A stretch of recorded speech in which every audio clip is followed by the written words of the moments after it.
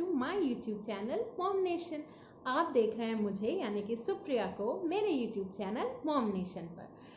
तो जब हमारा बेबी का बर्थ होता है तो हम बहुत खुश तो होते हैं, लेकिन इसके साथ ही साथ हमारे दिमाग में बहुत सारे सवाल चल रहे होते हैं अपने बेबी से रिलेटेड और खुद भी हमारी हेल्थ से भी रिलेटेड। जैसे कि आप सब जानते हैं, मैंने अपने पिछली वीडियो में बताया था। अगर आपने नहीं देखा है तो मैं यहाँ एक लिंक डाल दूँगी जिससे कि आप मेरी कंसीविंग जर्नी के बारे में जान सकते हैं। तो कंसीव करने के बाद, जैसे कि मैंने पहले भी वीडियोस में बता चुकी हूँ, मेरी ये सी सेक्शन डिलीवरी से मैंने बेबी बॉय डिलीवर किया था।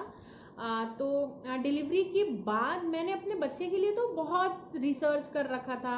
उसे क्या खाना चाहिए, क्या पहनना चाहिए, कैसे रखना चाहिए, कैसे सब कुछ मैंने रिसर्च करके तो रखा हुआ था। लेकिन इन सब रिसर्च करते करते मैं खुद के बारे में पढ़ना कहीं भूल ही गई थी, जो कि अक्सर सभी मॉम्स के साथ मुझे लगता है ये अक्सर होता होगा कि जब हमारी लाइफ में हमारे बच्चे आते हैं तो उसके बाद हम खुद भी अपने आप को एक सेकेंड प्रायोरिटी पे रखने लगते हैं रैदर दैन हम पहली प्रायोरिटी पे। लेकिन ऐसा नहीं होना चाहिए। आप सभी मॉम्स को अपने आप को सबसे पहले रखना चाहिए, क्योंकि अगर आपकी तबीयत खराब हो गई, अगर आप अनवेल रहेंगी, तो आपके छोटे से बच्चे का ध्यान कौन रखेगा? क्योंकि आपके बच्चे का ध्यान आपसे ज़्यादा बेहतर कोई भी नहीं रख सकता है। तो इसके लिए बहुत ज़रूरी है कि आप भी अपने लिए टाइम निकालिए। मेरा जब बेबी हुआ था तो इनिशियल कुछ मंथ्स में मेरे लिए बहुत मुश्किल था सारी चीज़ों से कोप अप करना, और मैं बहुत ज़्यादा अलर्ट रहती थी, अवेयर रहती थी। मेरा बेबी रात में भी 3 से 4 बार उठता था, तो उसके साथ मैं भी उठती थी। दिन में मुझे वैसे ही बहुत कम नींद आती है, तो मेरा बेबी जब सोता था तो भी पॉसिबल नहीं होता था। शुरू में तो जब उसकी नींद ज़्यादा लंबी होती है, जब बच्चे 18 से 19 घंटे सोते हैं शुरू के 3 महीनों में, तब तो मुझे उतनी ज़्यादा प्रॉब्लम नहीं हुई। तब तो मैं अपने सी सेक्शन से ही रिकवर कर रही थी। लेकिन उसके बाद जैसे जैसे उसकी नींद का ड्यूरेशन कम होने लगा, वैसे वैसे मैंने ये जाना कि मुझे अपने लिए तो बिल्कुल ही टाइम नहीं मिल पा रहा है। तो इस कंडीशन में मैंने बहुत सारे लोगों को और भी देखा है। मेरी जो कलीग्स हैं, मेरी फ्रेंड्स हैं, मेरी सिस्टर्स हैं, मेरी भाभियाँ हैं, बहुत सारे लोगों को मैंने सेम दौर से गुजरते हुए देखा है, जब वो बच्चे के पीछे अपनी सारी की सारी लाइफस्टाइल ही भूल जाती हैं। लेकिन ऐसा नहीं होना चाहिए।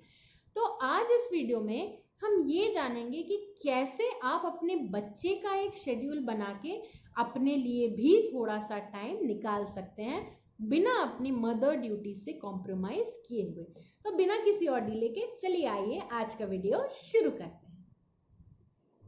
जैसा कि हम सब जानते हैं, माँ होना एक बहुत ही गर्व की बात है। उसके साथ हमें एक बच्चे की सारी रिस्पॉन्सिबिलिटी मिल जाती है, क्योंकि बच्चा हमारा बहुत ही छोटा होता है और खुद कुछ भी नहीं कर सकता। तो उसकी सारी चीज़ों की रिस्पॉन्सिबिलिटी हमारे ही ऊपर आ जाती है। और बीइंग अ न्यू मॉम, मेरा सी सेक्शन हुआ था, तो सी सेक्शन से भी रिकवर करते हुए अपने बच्चे का पूरा ध्यान रखना मेरे लिए बहुत ही मुश्किल था। इस पूरे प्रोसेस में मैं कहीं खोकर रह गई थी।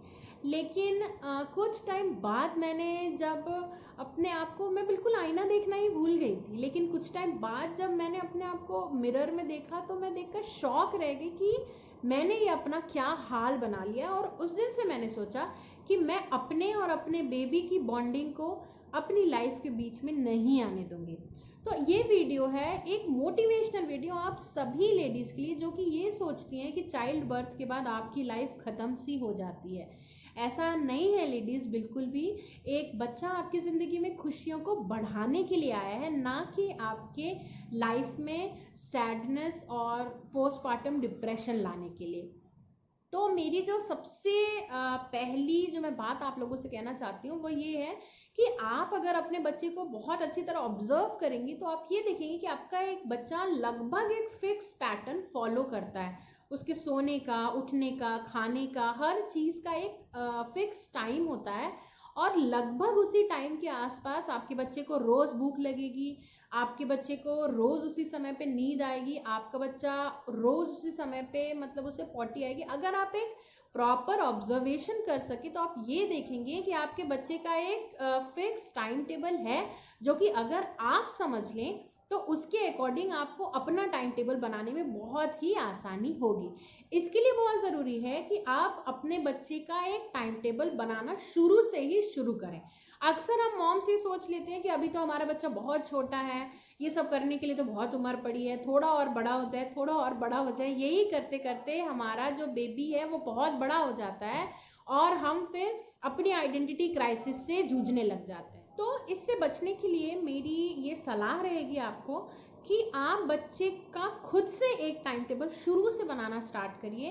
कि अगर जैसे आपका बच्चा अगर रात में ज़्यादा जगता है तो आप उसे ज़्यादा दिन में ना सुलाएं। मतलब आप उसे दिन में ऐसा माहौल दें, आप उसे बताएं कि ये डे टाइम है और अभी ज़्यादा सोना सही नहीं है। अगर आपका बच्चा रात के 9 बजे सोकर उठ रहा है तो इसमें उस बच्चे की कोई गलती नहीं है अगर वो रात भर जाग रहा है। तो आप दिन भर उसे इतना एक्टिव रखिए, उसे इतना मतलब मैं ये नहीं कह रही कि आप उसे ज़बरदस्ती मतलब चीज़ें करवाइए, लेकिन अगर आप एक मदरली, एक बहुत ही लविंग वे में अगर आप उसे थोड़ा सा कंडीशन करना चाहें तो आप बिल्कुल कर सकती हैं और आप उसका एक बिल्कुल अच्छा सा शेड्यूल बना सकती हैं। जैसे कि मैंने किया था, मैं सुबह उठते ही अपने बच्चे को फीड करा देती थी और फीड करते ही तुरंत वो पॉटी करना चाहता था। तो मैंने ये चीज़ शुरू से फिक्स कर दी कि सुबह उठते ही सबसे पहला काम जो मुझे करना है वो है बच्चे को दूध पिलाना। दूध पिलाते ही मेरा बच्चा पॉटी कर लेगा तो मैं उस एक चीज़ से तो फ्री हो जाऊंगी। उसके बाद उसे क्लीन करने के बाद मैं उसकी मालिश करती थी। जैसे ही उसकी मालिश होती थी कृष्णा बहुत ही रिलैक्स हो जाता था और तुरंत उसे नींद आ जाती थी। अब जब वो सोता था उस समय, जब वो 3 मंथ्स प्लस हो गया था, तो जब वो सोता था तो वो 1 से 1.5 घंटे के लिए सोता था। तो इस 1 से 1.5 घंटे में अगर आप मतलब एक न्यूक्लियर फैमिली में रह रहे हैं या आपको खुद ही सारे काम करने हैं तो इस 1 से 1.5 घंटे में आप सुबह के सारे काम बहुत ही आसानी से निपटा सकते हैं। आपको थोड़ा सा क्विक भी होना पड़ेगा।